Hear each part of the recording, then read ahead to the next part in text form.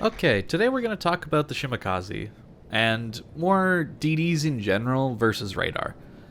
I really don't see the problem with radar in this game. I think it's reasonably well implemented as long as there is a buffer zone between the ship's detection and its radar range.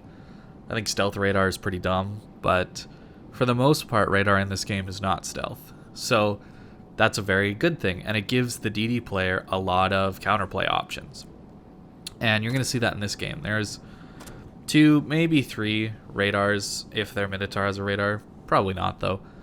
But Moskva, Stalingrad, long-range radar, 12 kilometers, and spoiler alert, they're going to be on the same side, and I'm gonna have to deal with both of them. So it's not easy to do, but you're simply looking to bait out the radars.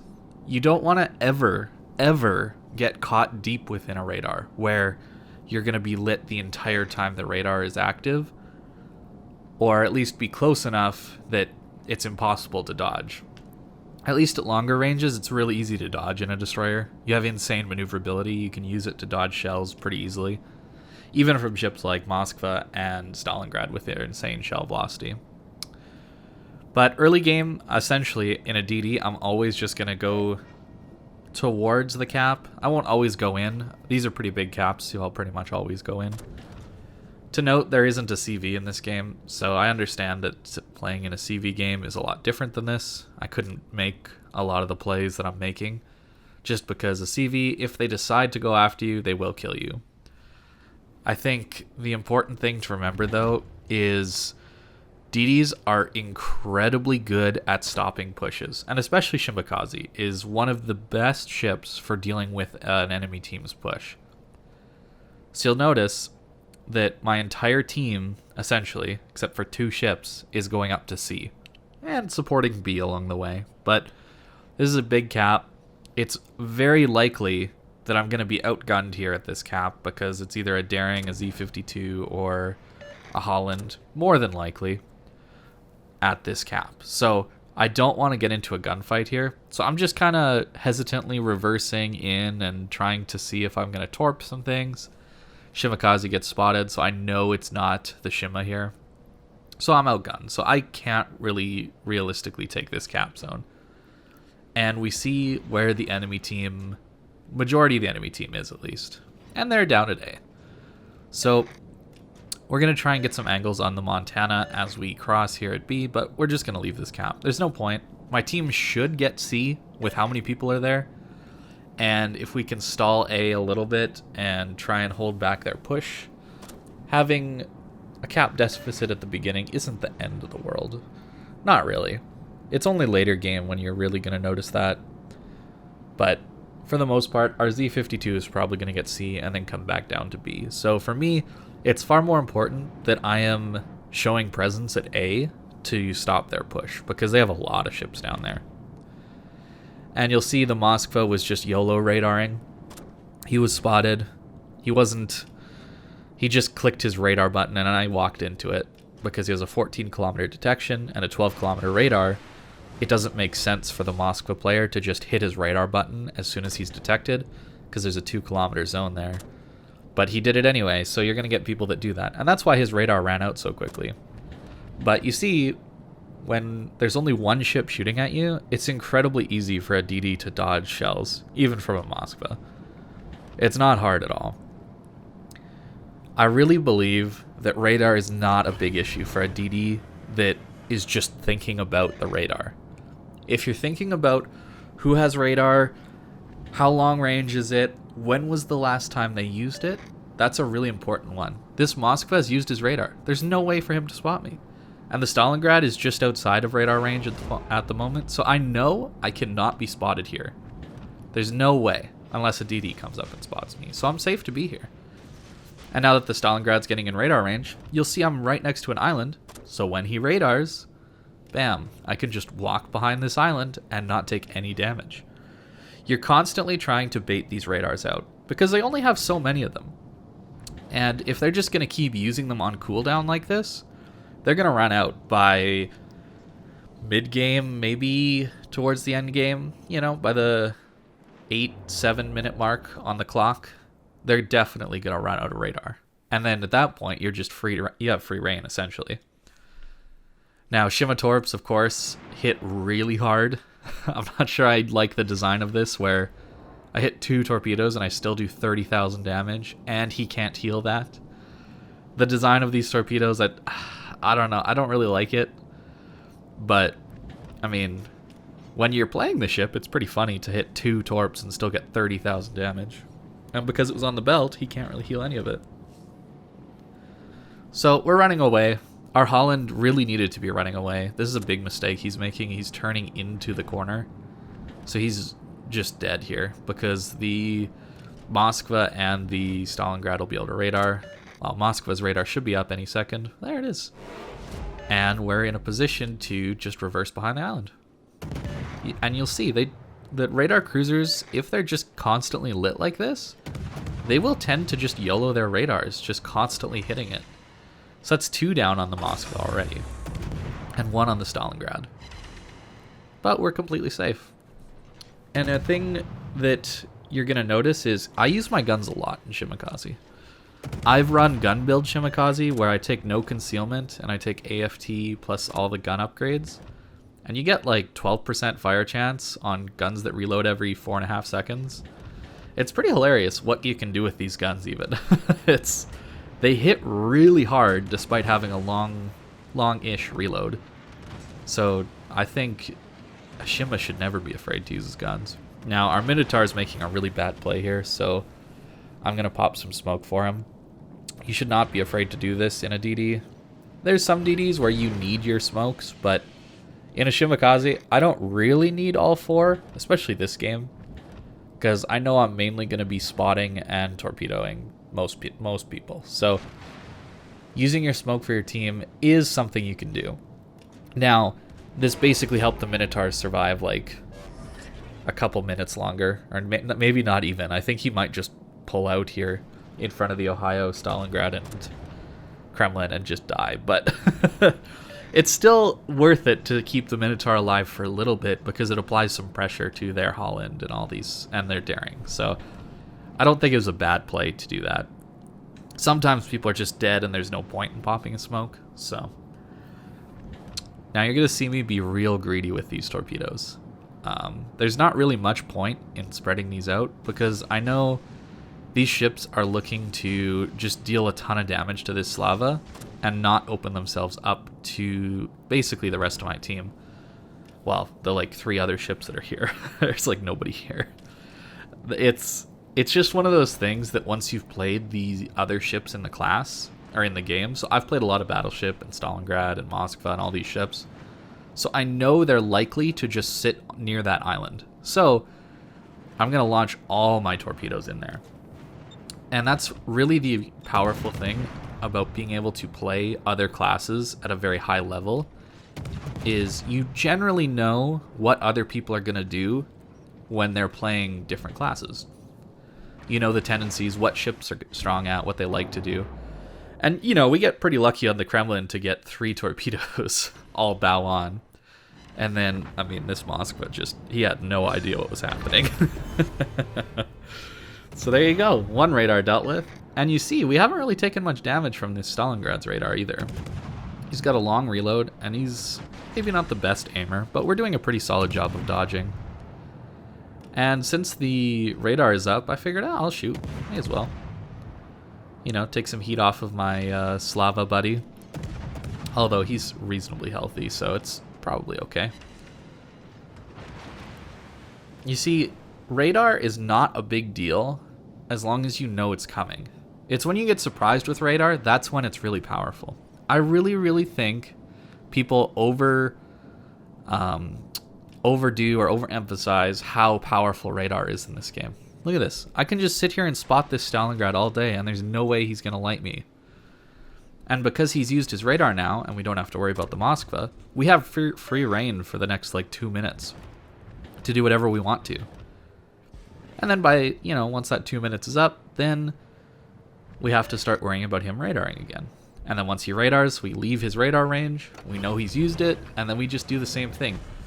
It's all about knowing whether the radar is up or on cooldown. That's the big thing. And that's why you'll see me play very close to the edge of radar ranges when I'm playing DDs. I want to have the most information I possibly can. And knowing when the radar has been used, or if it's available, is huge to playing a destroyer. Now, I smoked up to try and deal damage to this DD. I mean, our Z52 was dead there. I just felt like if there was a small chance I could get some damage onto the DD, that would help my team win a lot better. But unfortunately, our DD died right away and he goes dark. Now, Torp spreads. Honestly, it's very common for an Ohio here to just turn into me. I smoked. It's pretty obvious where I am, so that's why I launched a lot of the Torps behind where the gray line is. And you can see he's somewhat angling to me. Now, do not be afraid to open up with your guns. At all. A Holland like this, even if he was shooting at me, I don't think he would win. Because I'm kiting away already. Shimakaze guns, while they reload slowly, they hit so hard. These, that's something people don't often take into consideration when it comes to Shima guns. They may have not the best DPM, but because of that, you're able to angle and dodge and maneuver in between shots, and you don't have to stay broadside while getting your full DPM on. Like, a Daring has to stay at a certain angle in order to get his full DPM off. Whereas as a Shima, you can see I can just angle really sharply so that my front turret isn't connecting, and then once I'm close to being reloaded, I swing out to get my front turret off, and then I swing back. And because of this, you take less damage overall because you're not being predictable with your movements while still keeping your full DPM on. It's similar for ships like Atago or Zhao. Things with longer reloads actually do a lot better in this game in open water, because between reloads, you're actually able to maneuver and dodge and stay away from shells. Whereas ships with high DPM, fast reloads, they need to stay broadside to get that full DPM, that strength that their ship has off.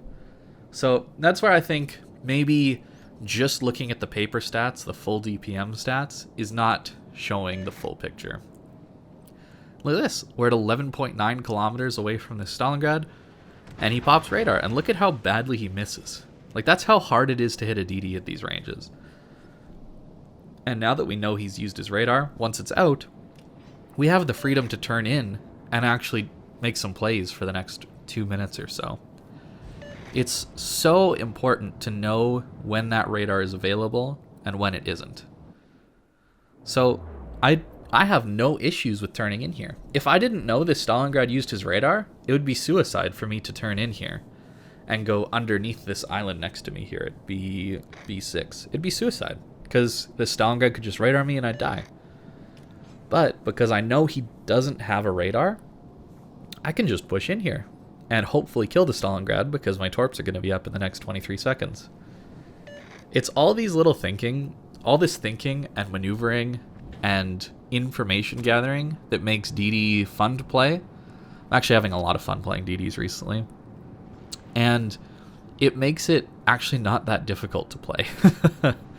You'll see that I've pretty much always been in a position to kite away when I know there's an enemy destroyer nearby.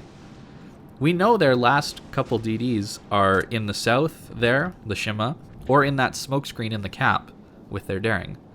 So I could easily push in like this. But when I know there's a DD around, I'm constantly angled away, especially in Shima, where at close range your DPM is really lacking and you will die. But because of your concealment advantage, because Shimakaze gets, 5.6 kilometer concealment, whereas most DDs are 5.8, 6, 6.2, that kind of thing, it's actually really easy for you to control the engagement, for it to be something that's good for you. You never want to take engagements, if you can help it, that are that aren't advantageous for you. And you'll see I'm constantly trying to take these fights that are to my advantage. And I'm constantly trying to provide my team with information. So now, the biggest threat's been dealt with. Their entire push has basically been killed by me and a couple of my teammates. And that's, again, another reason why you generally don't want to push into the enemy base, because there'll be a Shimakaze or something like that that'll just kill you, all of you, and there's nothing you can do about it. Even with 2 radar ships and some gunboat DDs, they couldn't deal with it. Alright, like, that's pretty crazy. And now the biggest threat is the Daring, because the Thunder, he's just going to run away and spam HE at our battleships. And the Ohio is basically dead. So it's really the Daring that could possibly win in this game. And as you can see, even though we didn't really have much of the caps, we're still relatively close on points. You see, if you look back, I didn't really point this out, but it took my team forever to capture C. It took them a long time, and they actually lost a lot of people doing it. But it's not the end of the world to be down on caps if you're dealing with the biggest threat of the enemy team, which was their big push through A like that. I think that was really the right play. Now here with these torps, I'm just trying to possibly hit a torp on a Daring, trying to push into the cap. But as we can see, we're capping right now. So the Daring, we know, is not in the cap. It's likely he's running towards the Thunder for support since he's not on too much health. And then we get a smoke screen. So what are we going to do since our torps aren't up? We're going to charge towards the smoke screen. We're not going to sit bow in, but we're going to turn around and reverse towards the smoke screen so that hopefully when the smoke screen dissipates, because British destroyers have short duration smokes, but a lot of them, hopefully when it dissipates, we're able to spot him and then our team can kill him. That's the whole thing with Shimakaze. You're playing detection games the entire time, and that's basically what I've been doing. Spotting DDs, spotting their cruisers, spotting their battleships, as well as dealing some pretty massive damage with torps. But you're not going to get those huge hits with torps every game. I got pretty lucky this game, I would say. But it's the positioning and trying to counter the enemy team. So here you see B is contested. So we know the Daring is pushing in. And there he is. And guess what? I'm not going to shoot, because he could possibly gun me down. I've got my teammates to shoot him. I don't need to shoot. And then only when he's about to go behind the rock do I shoot. And I know I'm not going to get detected, and there's no way I can die. And we kill him. It's just playing with your concealment and being smart about it. It's playing around radars. You know they exist. Just play around them. It's not too big a deal, I don't think. It feels good when you get a game like this, though, where everything happens just the way you think about it and just the way you planned. It feels really, really nice to outplay people like this. I'll be totally honest. So the reason I've been playing DDs partially is because in a battleship I feel kind of useless right these days, because I mean it's essentially just spamming from the back with high explosive. That's all battleships are these days. So it's nice for me to play a different class. Also, I'm doing the final little push for some legendary modules. There were some upgrade or unique upgrades. There were some missions that were given like years ago when they first introduced. Was it years ago? I guess it was probably years ago that they introduced these legendary modules, unique upgrades, and the only way to get them was through playing the ship and doing these combat missions. So they're about to expire at the end of the month, so I figured I would get the last couple that I don't have of the ships that I actually want them for. So Shimakaze, Kaba, and Grozavoy are the ones I'm going to be playing here. And they're a lot of fun, all for kind of different reasons. But that's kind of how I approach and play DDs. Pretty crazy game, this one. You know, not every game's going to show up like this. You know, we nearly had 3k base in a DD like that. And this was actually my first game of the day. So you just got to think about exactly what you're going to do. And you see, we did a ton of damage to those radar ships and actually killed both of them. Radar is not this all-seeing counter. I think it's not that hard to deal with. So thanks for watching, guys, and I hope you have a good day.